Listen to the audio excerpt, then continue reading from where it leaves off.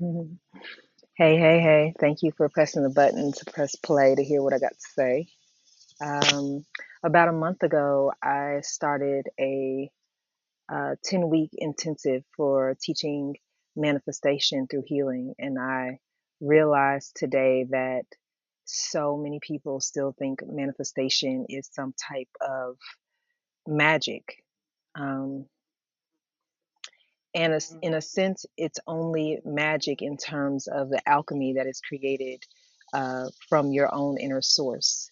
There's no imaginary bippity boppity boo outside of you getting a download from your higher divine source that feels so magical that you can't even imagine living that life.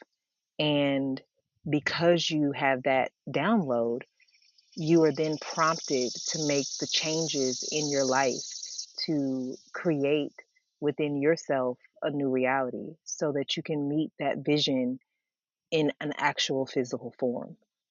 That is it. That's the only bippity boppity boo there is.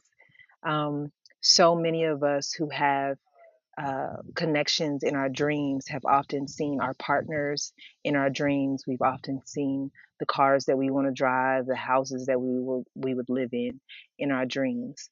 Um, and yet, it's so difficult for us to understand that those visions can also come through meditation. They can also come when you're in the shower. They can also come when you are just gently walking in the park. Sometimes they can come when you're in traffic, right? Those visions of who you are and who it is that you need to be because there's something going on internally that's saying, eh, something just is not right here. And that ache can be a dullness, it can be a devastating transformation. Um, it can be a yearning for something wider and something deeper. And you have to be able to anchor into that truth, or else you stay stuck and you stay stagnant, right? So, those who have joined the 10-week intensive thus far, and the reason that you haven't seen me is because I go through the intensive with everybody else. And so, for the last 4 to 5 weeks, we have been in immense and deep change. And this past weekend was a Virgo new moon. And in this Virgo black moon, it asks us to be extremely detailed about what it is that we want to manifest in this next coming equinox, right? So, from this new moon into the fall equinox, what is it that you want? Be very specific about what you want, and then begin to make the choices that are difficult, um, revolutionary, exhausting, um, sometimes can shake you to your core. And in order for us to get through this together, I offer somatic healing, ways that we can rest in the present moment, knowing that we are our future selves.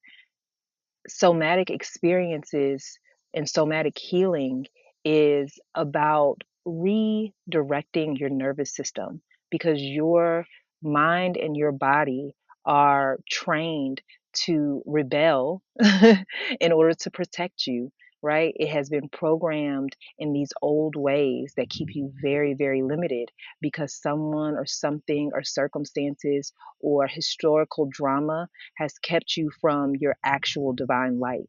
And so, what somatic practices do is it allows you to rest, right, in a completely new reality and align your nervous system to what is really true source, right? And that is calm, that's peace, that's love. And you have to find a new way to access those things when you have been trained and taught to um, protect yourself when a person has told you they love you. For example, a parent who tells you that they love you, but then beats you for something that is so irrelevant that your childlike mind couldn't even understand. And so now you think that love is suffering, right? And whenever it is time for you to be rewarded, you are looking for the belt to come down on you. So many of us have that very, very, very real experience.